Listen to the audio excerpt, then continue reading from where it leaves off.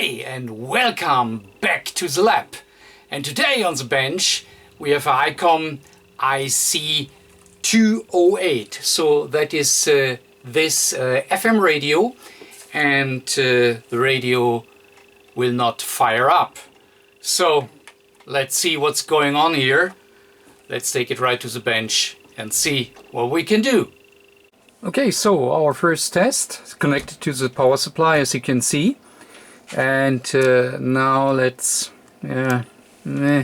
nothing, so we can press power button and it doesn't work at all. So originally we had this remote wire in between, but I've taken it off to eliminate a potential problem. But even without the wiring, nothing happens, and we do not even see a jump or something here on our power supply. I mean, we see 3 milliamperes, which is a kind of standby current, but when I press it doesn't move, so obviously nothing is happening. So that means let's take it apart. Alright, so I've already taken here the internal shielding away as well, but there is definitely nothing obvious. So that means let's start testing. So first, I mean, I believe that voltage is inside because we've seen the 3 milliamps, but to be sure, let's double check. Okay, so definitely our first test. Let's see if our voltage is in, and you see we have our 13.7 volt present here inside the radio, but there is no activity other than our 3 milliamps. So that means let's go ahead and see if we have all the needed voltages. So for our CPU and for here our front panel, we of course need voltage over there. So let's go the next steps and let's see if everything is present. And since we do not really have all the needed test points here on the upper side of the board, we need to take it out to be able to flip it over and to get to the voltage regulators which we need to check. So let me first take it out and then we go ahead. Okay, and here we have the board out, and what you see here, we have our massive power amplifiers for 70 centimeter and 2 meters. And well, most important is that we now get here access to our voltage regulators, which we need to check. But anyways, where to go ahead? So let's have a look to our schematic to find our pass through. Okay, so let's try to understand our voltage distribution first to take our first measurements. So let me enlarge it here a little bit. And what is relatively clear from the first view is that of course we have here our HV line, which is of course our 13.7 volt, which we fit in from our connector over here. So our HV goes directly to IC503, which is the 5 volt regulator, which is supplying here directly, and that of course is needed our CPU. So let's see, here is our CPU, and you see here our 5 volt. So that is really very much important to get our unit run. So for us it is really important to know if finally our 5 volt is present, and then all the other circuits are more or less switched So you see here power control switch, which then will give way for all the other regulators which we have here all over. So that means first of all, really we need to really get this 5 volt, and then we discussed it earlier, we need of course as well our voltage for let me see, can we see it here? Yes. So what we need as well, of course, is for our control unit or control panel or front panel, or however we want to call it, we need as well voltage.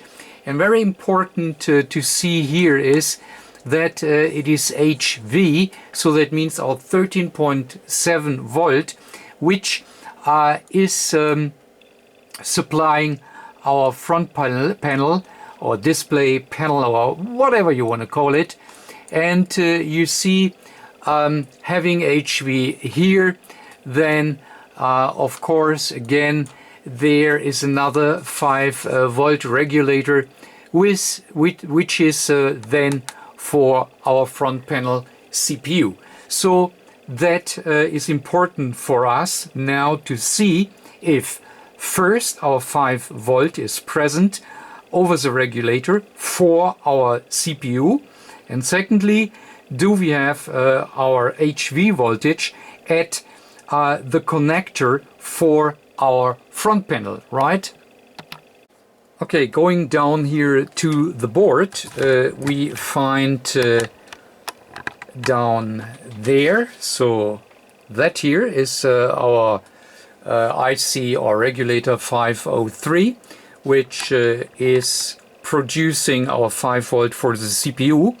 And secondly, we see here this connector here, and that is for our front panel here, where we have here this 4 pins, where we have plus HV, which means 13.7, ground, and then we have data TX and data RX. So that is how the main CPU is communicating with the front panel CPU. So that is needed.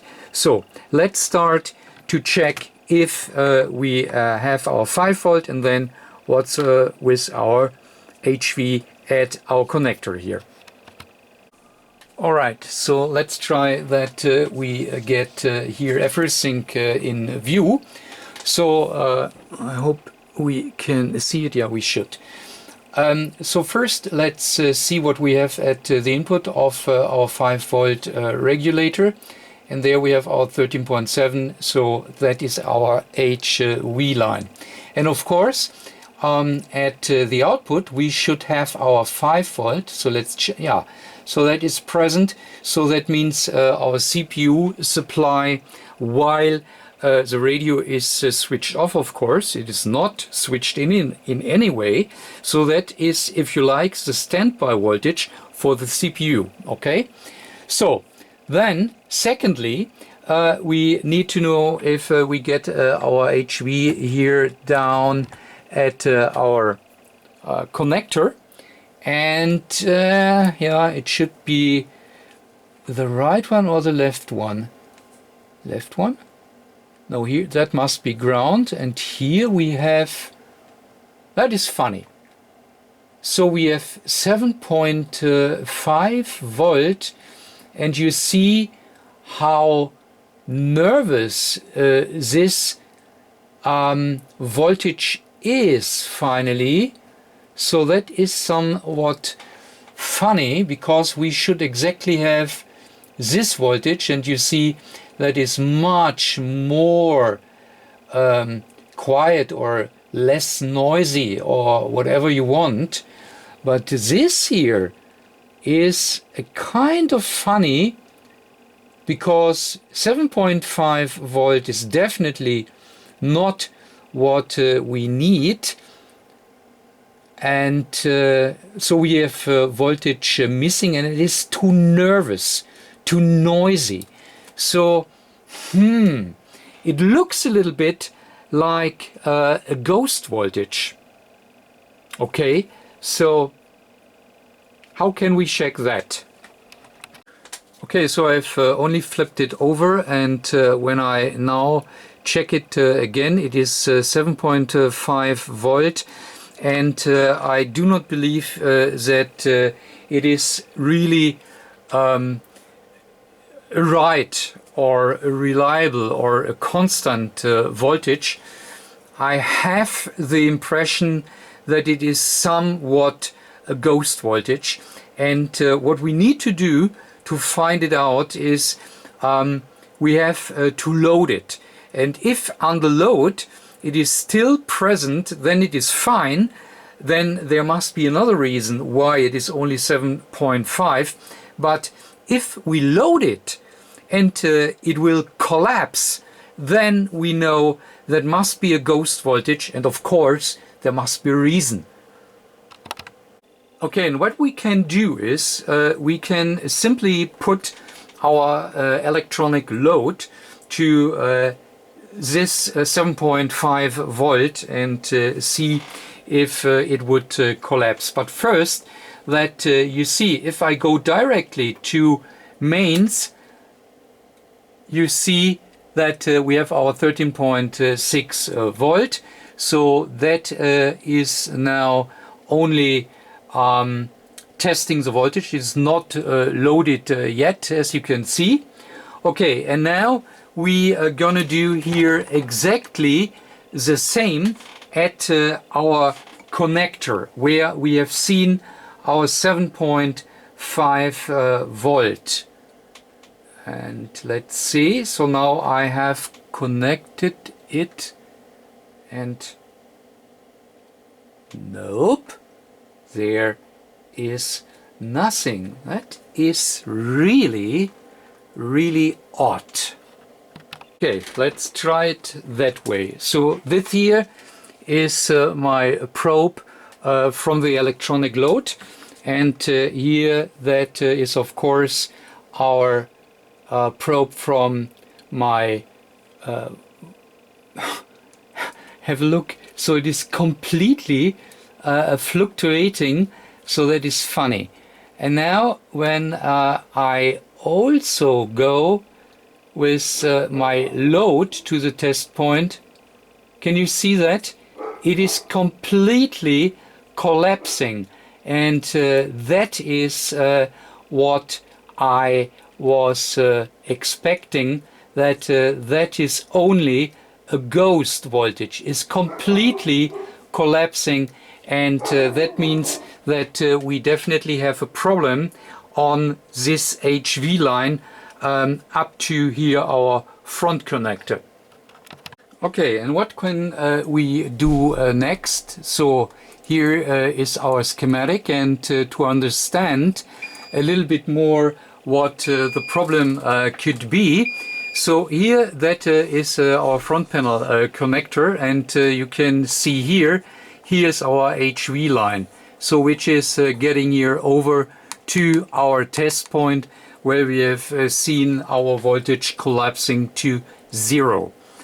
And you see we have here 3 potential problems inside. So we have here an R513, which is a 1 ohm resistor. So we have here a bridge, which is most likely something like as well a 1 ohm bridge or a 0 ohm bridge, whatever.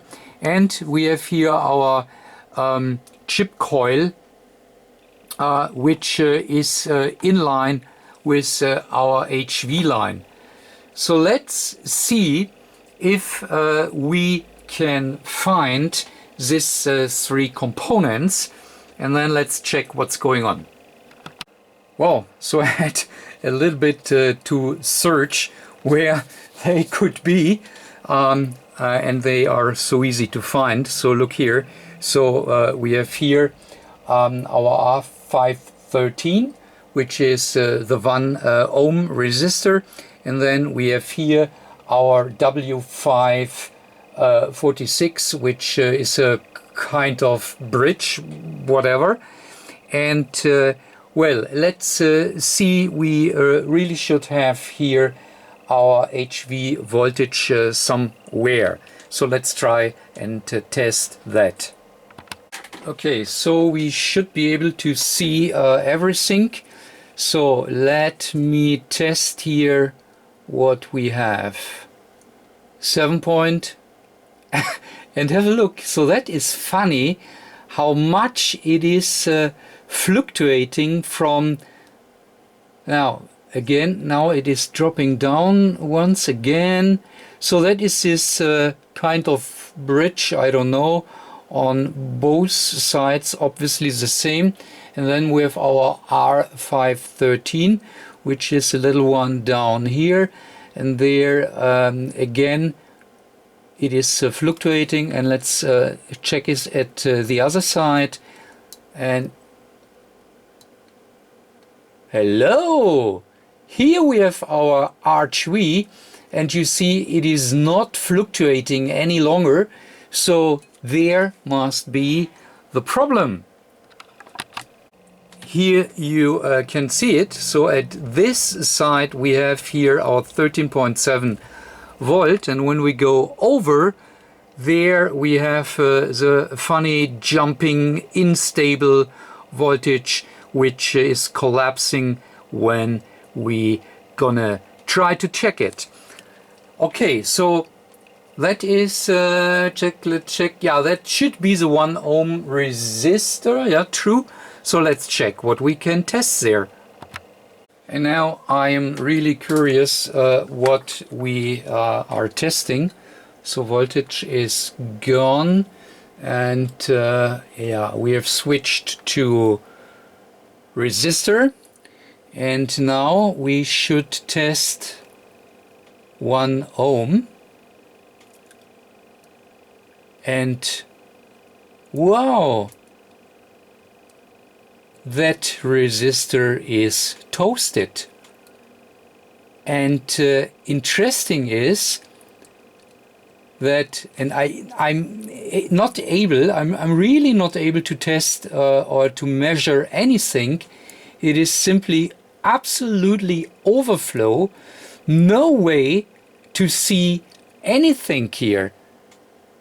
That is really odd. That is really odd. Anyways, the resistor is toasted, so let me take it out, and then we need, of course, a replacement.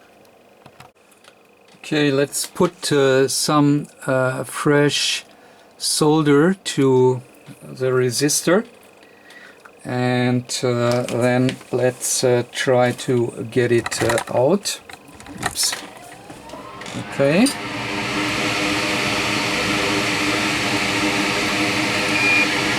I don't see anything, but okay, should work somehow.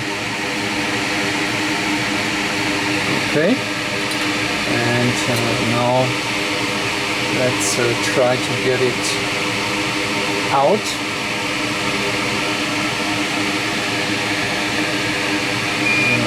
Okay, on temperature. Let's try. Here we have it. Very nice. And we can go ahead. Alright, here you can see the situation on board. So that here is our broken 1 ohm resistor, which we have taken out.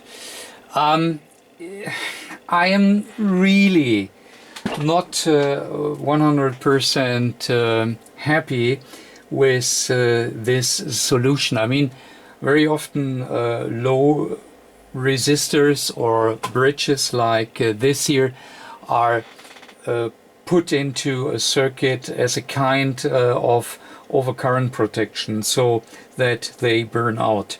And I do not really know if over the years maybe this resistor was a little bit overloaded and then died slowly and became open.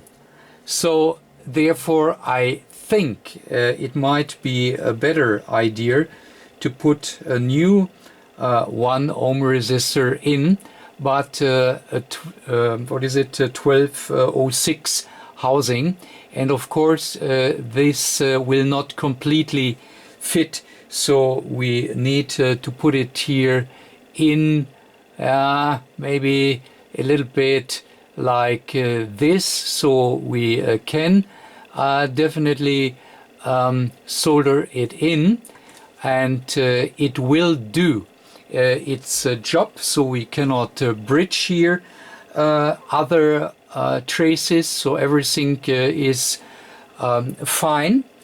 But if we put a bigger one in, then potentially we reduce the risk that it will get burnt out as the original one. And on the other hand, if there is a short, then we have still here the 0 ohm bridge resistor, and on the other side we have the chip coil, which will do exactly the same job.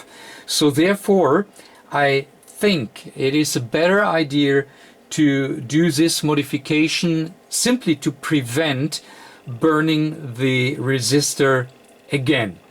So therefore let me try to fit this one in, and then let's see if it works out.